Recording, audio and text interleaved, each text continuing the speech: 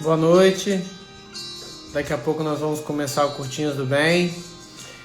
Queria pedir para você que for entrando, clicar no coraçãozinho e mandar a live para os seus amigos aí, familiares, para todo mundo participar com a gente.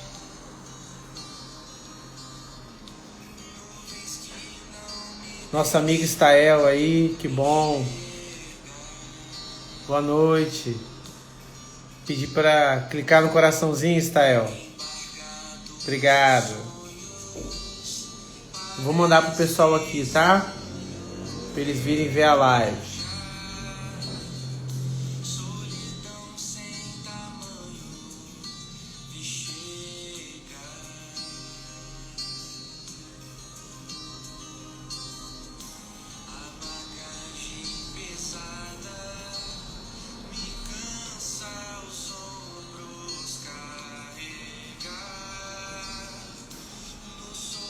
Nossa amiga Érica, convidada de hoje, já entrou. Que bom.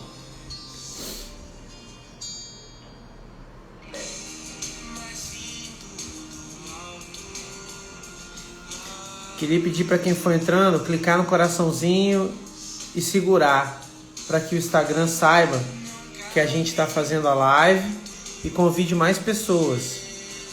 E quem puder enviar com esse aviãozinho aqui o convite para mais pessoas participarem da live, ficaria bom.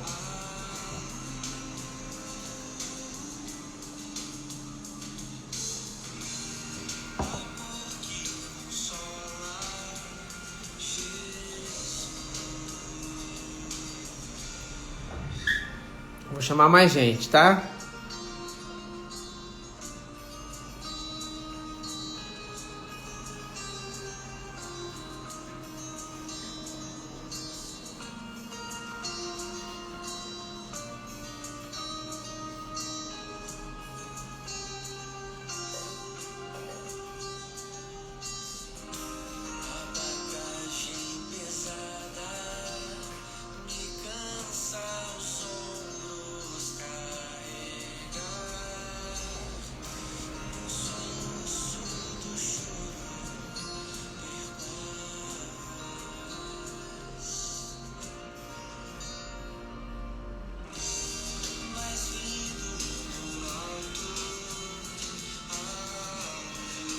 Vamos esperar só mais um minutinho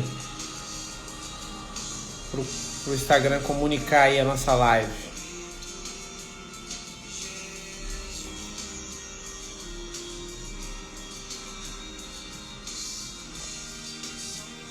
Nosso amigo Ney.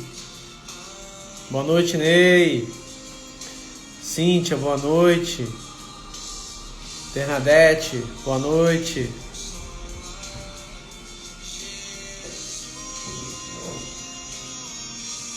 Marita, saudade, Marita, de você e do Ney.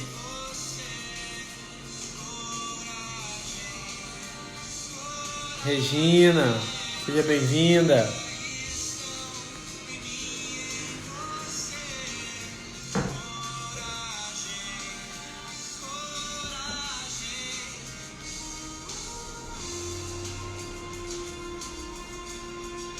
Grande Cecero. Lola, boa noite. Então vamos começar nosso Curtinhos do Bem.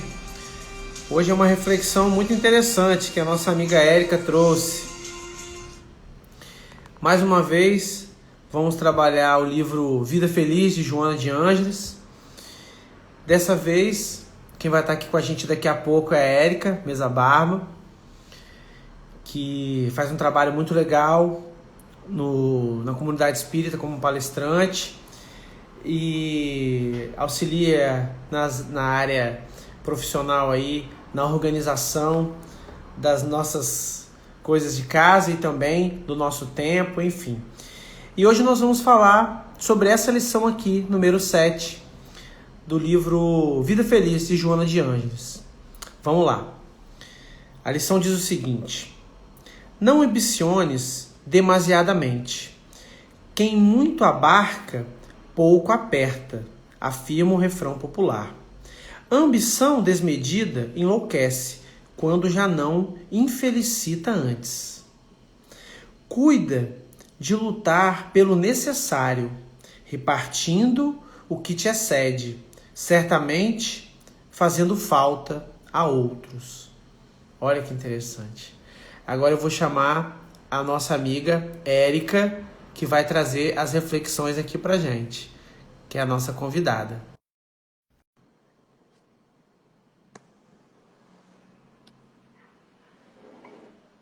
Chamei ela, tá entrando.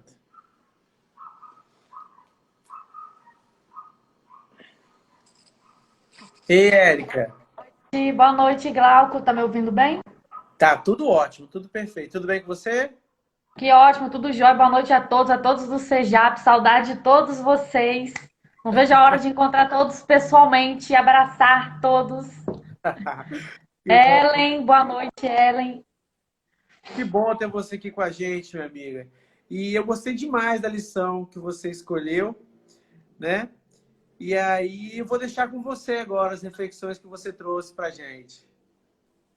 Tá, ok. Agradeço a oportunidade, o convite. Na verdade, essa lição me escolheu, né? Porque o meu senso de organização sugeriu que eu pegasse a primeira lição, que por ordem ainda não havia sido escolhida.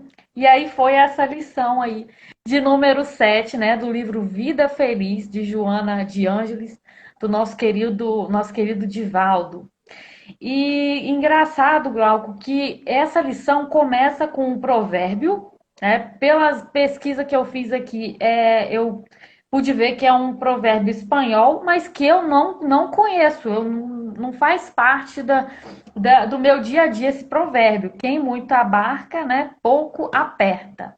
E eu fui fazer uma pesquisa, estudar sobre esse provérbio que eu não conhecia, para saber que mensagem, né, esse provérbio podia trazer para a nossa reflexão aqui de hoje. E eu encontrei um significado um tanto curioso acerca da palavra abarca sem o R, que a gente também pode de alguma maneira trazer para essa reflexão, que significa uma sandália rústica e grosseira que não aperta os pés. Já a palavra abarcar significa cingir, envolver, abraçar.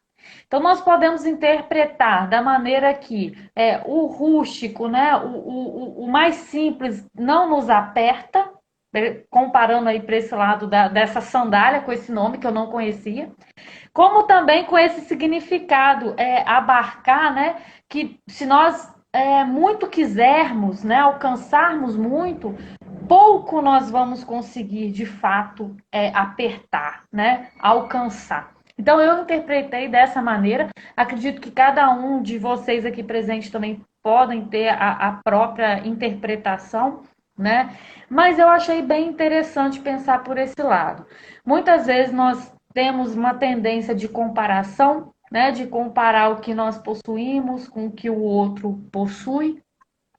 Se nós temos a sorte e o privilégio de termos o contato com a nossa doutrina espírita, que é consoladora e nos explica muitas razões, né, das coisas acontecerem, que nada é por acaso, que se nós olharmos hoje a distribuição, né, dos recursos, nós podemos julgar e achar que Deus é injusto. Quando, na verdade, né, a nossa doutrina consoladora nos explica, né, que existe um motivo.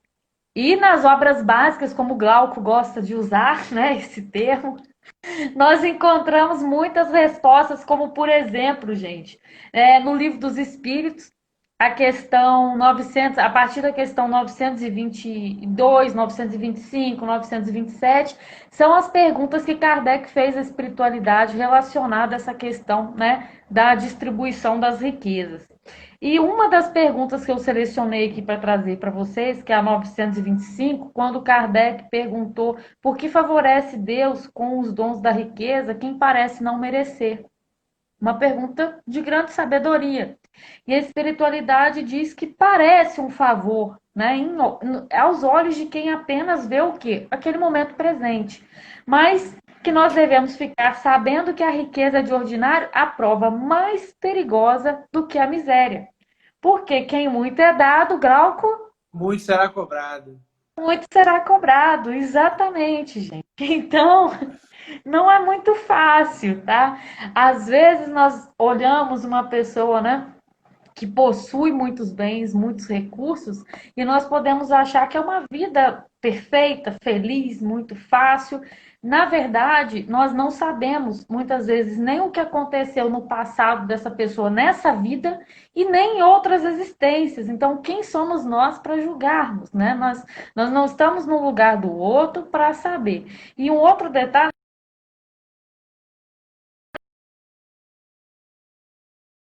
dar conta é de como nós administramos essa riqueza, né? Será que nós utilizamos da maneira que É, favoreceu também a coletividade? Fala. é, eu acho que travou o vídeo alguma hora aí, e aí, Ah, e aí eu acho que o pessoal não ouviu. Volta um pouquinho pra gente, desculpa. tá, não tem problema não. Vou repetir então a questão 925, tá? Hum. Por que favorece Deus com os dons da riqueza para algumas pessoas que parecem não merecer? Né? Kardec fez essa pergunta e a espiritualidade esclareceu que essa visão, né, de achar que uma pessoa não é merecedora é uma visão voltada muito para o agora. E que nós não somos competentes para fazer esse julgamento, essa interpretação, porque nós não conhecemos a história daquela pessoa, o passado dela nessa vida e nem de outras encarnações, né, de vidas passadas. Porque hoje o que nós temos para usufruir, para administrar em favor de uma coletividade, não só a nosso favor, porque é isso que nós vamos prestar conta de que maneira nós utilizamos esse bem. Se foi em favor da coletividade, né? Ou nós só usufruímos para nós mesmos ali daquele bem de uma maneira bem egoísta. Então, hoje, por exemplo, nós prestamos conta para o governo das nossas posses, né, o que nós possuímos. Mas para Deus, nós não vamos prestar conta da profissão que nós tínhamos, se era uma profissão de status, qual cargo que nós tínhamos aqui, quantos imóveis, né? Que imóveis, móveis, enfim, o que nós possuímos. Não, para Deus nós vamos prestar conta de que maneira nós usufruímos em prol da coletividade, da sociedade. Por isso que nós precisamos de entender que não é uma tarefa simples, não é uma prova simples, tá? A riqueza. Eu até fiz algumas anotações aqui, porque eu não podia correr o risco de esquecer de falar isso para vocês.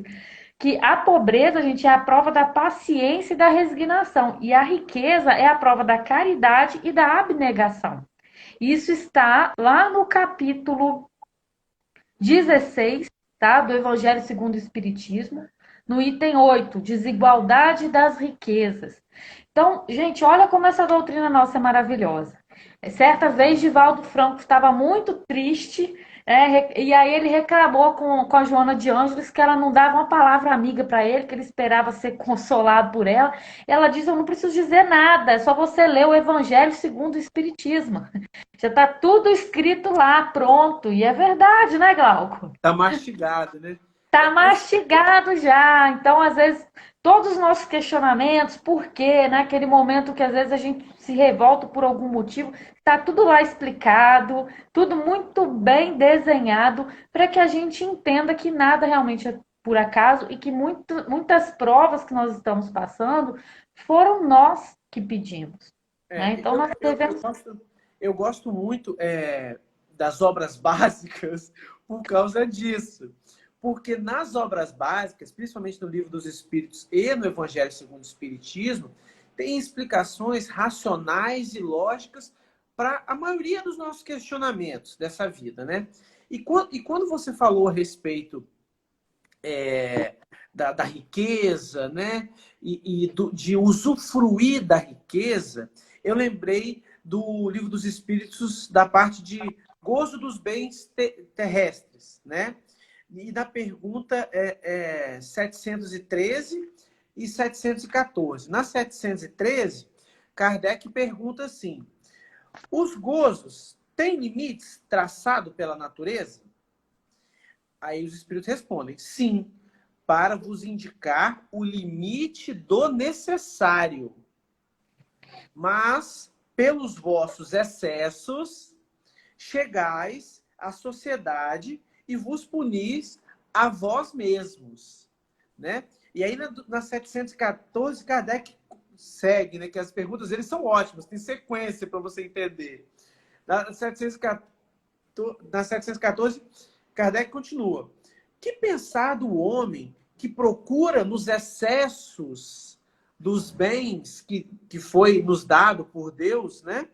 De todos os gêneros, nos excessos de todos os gêneros, um refinamento de seus prazeres. Quer dizer, o que pensar das pessoas que foram agraciadas, né? Ou, com a riqueza, e elas usam isso de maneira excessiva para o seu próprio prazer. O que pensar dessas pessoas? Aí os espíritos respondem: pobre natureza, que é preciso lastimar e não almejar, porque ele está bem próximo da morte. Aí Kardec pergunta: da morte física ou da morte moral? Aí os espíritos respondem: de uma e de outra. E aqui me trouxe o que Joana falou. A ambição desmedida enlouquece quando já não infelicita antes, reforçando Sim. esse ensinamento. Sim, muito, muito boa sua colocação, porque, inclusive, eu já fiz palestra com o tema de felicidade e com o tema de caridade, e conversa com esse tema, né, de distribuição das riquezas, né, porque, inclusive, tem eu costumo dizer que Kardec merecia um chocolate pelas perguntas que ele fez para a espiritualidade. Só um. Era vários, né? Porque era a missão dele mesmo. As perguntas que ele fez, assim, nos representa, né? Ele foi muito sábio em ter feito aquelas perguntas. E, por exemplo, uma das perguntas que ele fez foi em questão se existe uma felicidade comum a todos os homens com relação à vida material, né? E aí a espiritualidade responde, né, que com relação à vida material seria a posse do necessário. Seria esse o conceito de felicidade com base nessa questão. E com relação à vida moral seria a consciência tranquila e a fé no futuro, É, tá? Olha que interessante. Então, faz todo sentido. Muitas vezes nós temos o necessário, tá? E esse necessário também ele relaciona com a saúde do corpo, né? Que também está interligado a isso. E ele também pergunta para a espiritualidade sobre aqueles a quem falta o necessário, né? Mas e quem falta o necessário? E ele responde o seguinte, que verdadeiramente infeliz o homem só o é, ele não, a espiritualidade, né? Responde. Verdadeiramente infeliz o homem só é quando sofre a falta do necessário, a vida e a saúde do corpo. Tá? Então, se nós temos o necessário, né, nós temos o suficiente, nós já somos considerados aí para sermos capazes de usufruir de uma felicidade relativa, né, que esse nosso corpo grosseiro conhece. Diferente do verdadeiro conceito de felicidade que está atrelado aos espíritos puros e mais evoluídos. Então, é muito interessante, e assim, eu já fui professora, então eu gosto muito de dar exemplos. Eu acho que facilita muito o entendimento. E eu estava me dirigindo para casa antes, estava na rodovia antes de chegar aqui para fazer esse encontro com vocês. Eu vim pensando no caminho, que exemplo que eu poderia usufruir. Com certeza foi alguma intuição da espiritualidade que me veio o seguinte exemplo. Até mesmo em uma família, né, onde os filhos nascem com o mesmo acesso à educação, com os mesmos benefícios, digamos assim, né? Os mesmos bens materiais, né, de alguma maneira, as mesmas oportunidades, né? as mesmas oportunidades, as palavras que eu estava procurando. Os filhos vão adquirir diferentes volumes de posses, né? Vão alcançar diferentes status. Imaginemos nós, que também somos filhos de um todos filhos de um mesmo pai, né? Onde tudo desse mundo pertence realmente a Deus, porque só vai trocando de dono, né? Então, uma hora nós estamos aqui sendo dono de alguma coisa, né? Depois nós voltamos, nós viemos para pegar emprestado. Eu gosto muito daquela frase de caminhão que os motoristas colocam no para-choque: é Deus que me emprestou. Realmente, E é tudo as coisas empréstimo mesmo. A gente vai é ter que tudo prestar conta. É tudo empréstimo e nós vamos ter que prestar conta de como nós estamos usufruindo E disso. você, e E é você bem, colocou bem lá no início. Desculpe interromper. Como estamos utilizando isso para o bem comum. sim, de toda Não, uma coletividade. exatamente.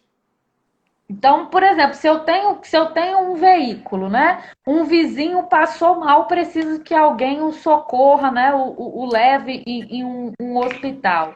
Será que eu vou usar esse veículo em prol desse meu vizinho? Eu vou oferecer, olha, você quer que eu te leve para você verificar como que você tá, né? Até o local lá que o seu plano de saúde vai te atender, ou até um posto médico público mais próximo, enfim. Será que nós vamos saber usufruir dessa maneira, né, em prol do nosso próximo? O nosso próximo é qualquer pessoa, é um colega de trabalho, precisa de uma carona, né? Nós precisamos de colocar essas situações para lembrar que isso está muito próximo de nós. Nós não precisamos ser milionários para a gente ajudar o próximo com um pouco ou muito que nós temos, porque às vezes nós podemos achar que nós temos pouco, mas aos olhos de muitas pessoas, né, que estão uma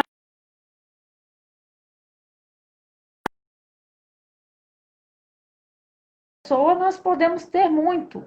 Então isso é muito relativo. Então, como esse exemplo que eu dei para vocês, né, dos filhos, né, da mesma família, somos nós, né, que muitas vezes mesmo com recursos muito parecidos, como nós somos pessoas totalmente diferentes, nós vamos de fato adquirir, né, posses, de maneira muito diferente um dos outros, porque nós somos diferentes. E quando, logo lá no início do capítulo 16, onde é colocada essa questão, né, o porquê, né, o porquê de nós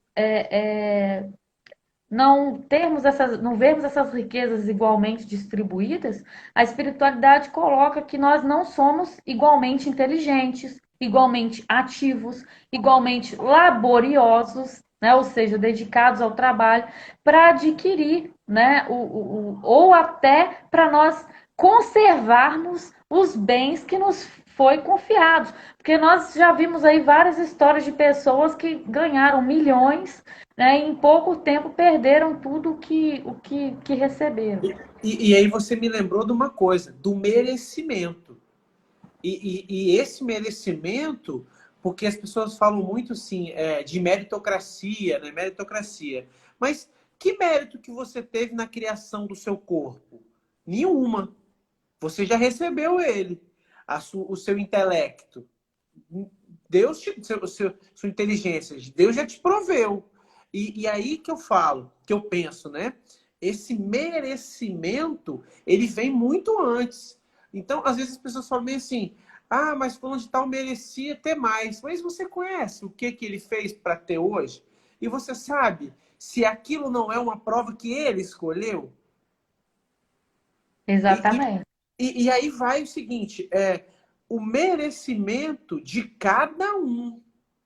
O que cada um construiu. Igual você falou, nem todo mundo é laborioso o mesmo tanto.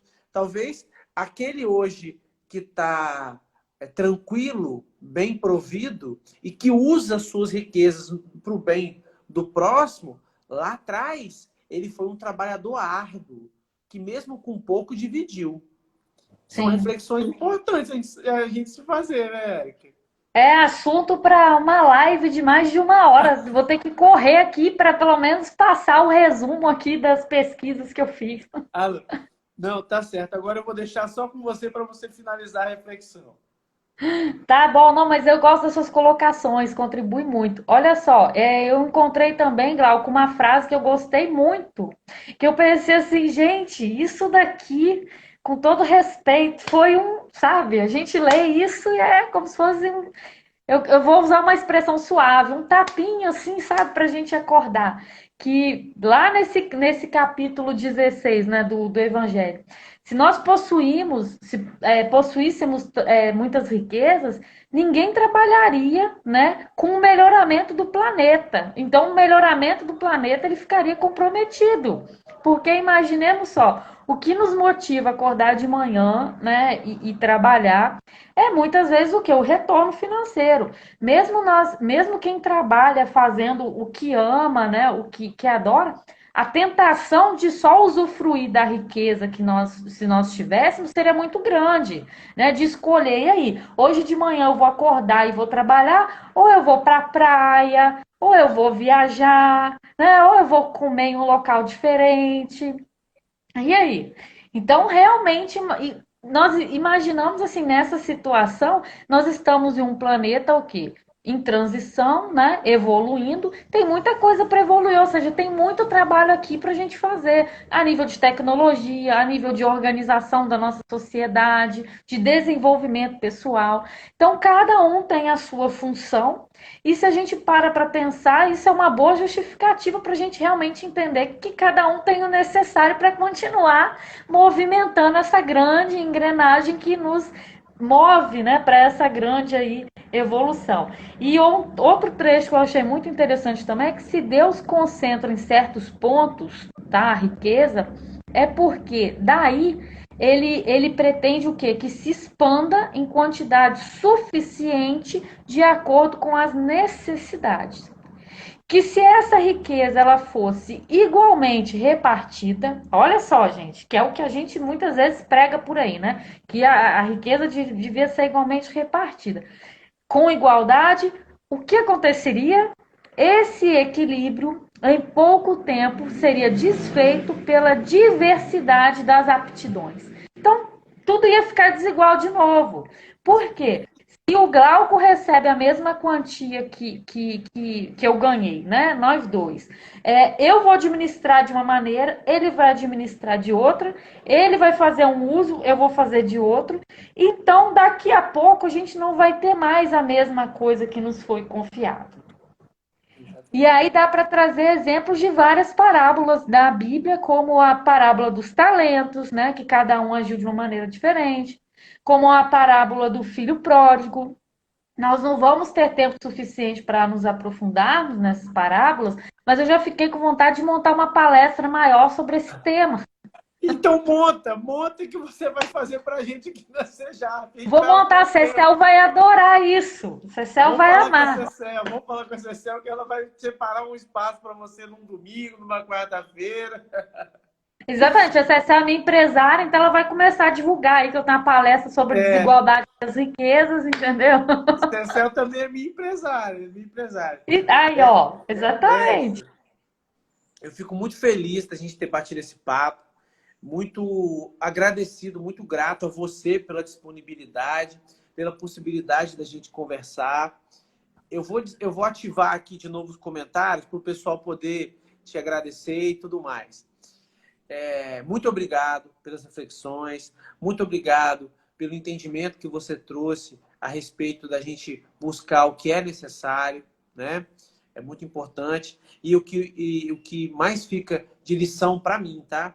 É o que você falou lá no início, que a gente tem as coisas que Deus dá para gente usar para coletividade. Não é para gente. E aí, essa noção de acúmulo que a gente tem é preocupante, porque você colocou bem, é para todo mundo, é para a coletividade, é para o bem de todos. Mas, como você falou, tem conversa para mais de metro, né? Muito tempo. Eu só queria reforçar, Glauco, assim, que não dá para a gente achar, né, que Deus é injusto quando nós acreditamos em várias existências, então nós estamos mudando de lugar, né, experimentando vários lugares e lembrar que a gente vai prestar conta. Então, o que nós temos hoje, nós vamos prestar conta de como nós administramos isso lá na frente.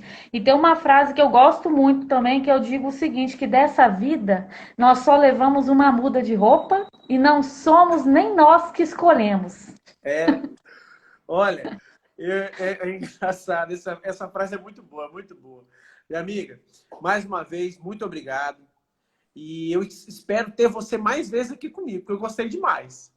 Com certeza. Eu gostei também dessa modalidade, porque eu não fico falando sozinha, entendeu? Tem alguém aqui para contribuir, para rir comigo, né? Ó, Aí, eu, muito legal. eu tô quase fazendo um outro projeto, o Longuinhas do Bem. Tem o Curtinhas, vou fazer o Longuinhas, pra gente ficar 1 hora aqui conversando. Sem horário para acabar. Enquanto tiver gente assistindo, a gente vai conversar aí sobre esse papo espiritual.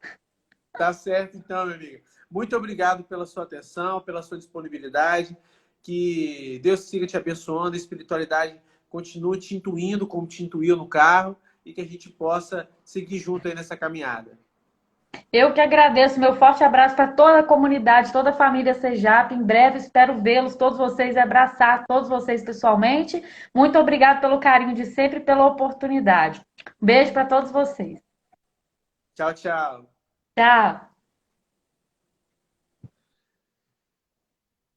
Então, meus amigos, que reflexão boa que a nossa amiga Érica trouxe, né? Que coisa boa de conversar, de interagir. E a Érica sempre muito disposta e estudando. Muito legal, fiquei muito feliz, muito agradecido mesmo. Agora eu vou fazer a prece final para a gente terminar vibrando do bem, como foi toda essa cortinas. Senhor Deus e Pai, Jesus, mestre amigo, abençoa todos nós, Senhor, para que nós possamos compreender a necessidade de usar esses bens que o Senhor nos empresta para a coletividade, entendermos que cada um tem o seu merecimento, entendermos que o Senhor é justo, que a justiça de Deus é infalível, não tem brechas, não tem erros, e que o nosso merecimento nos trará a felicidade. Senhor Deus e Pai, siga nos abençoando, guiando e protegendo. Que assim seja. Obrigado, meus amigos. Fiquem com Deus. Um abraço.